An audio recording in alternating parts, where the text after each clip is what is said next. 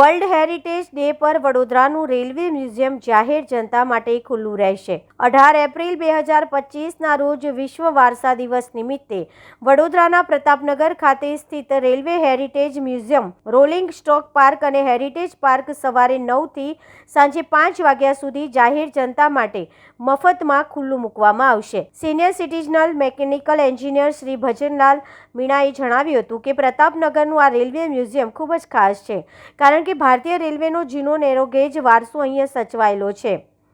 આ સંગ્રહાલય આવનારી પેઢીઓને રેલવે ઇતિહાસ સાથે સંબંધિત બાબતો બતાવવા અને સમજાવવામાં મદદ કરશે। રેલવે વિભાગે વડોદરાના તમામ નાગરિકોને આ ઐતિહાસિક વારસાને જોવા અને તેનો લાભ લેવા વિનંતી કરી હતી।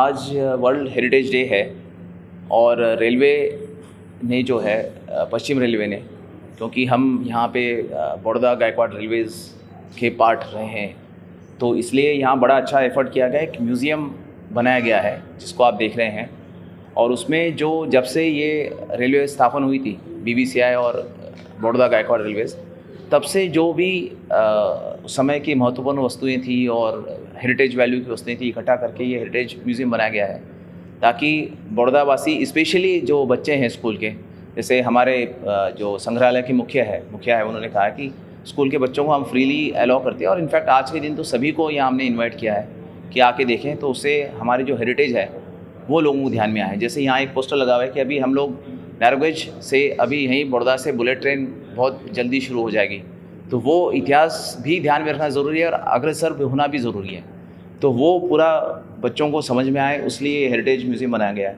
तो जितने बच्चे यहाँ आके देखें, इनफैक्ट बड़े जवान सब आके देखें, तो उतना हेरिटेज समझ में आएगा। और हम अथक प्रयास करेंगे कि मॉडर्नाइजेशन भी करें रेलवे का, साथ में जो हेरिटेज वैल्यू है हमारी उसको भी हम सम्मानित करके संभाल के रखें। धन्यवाद।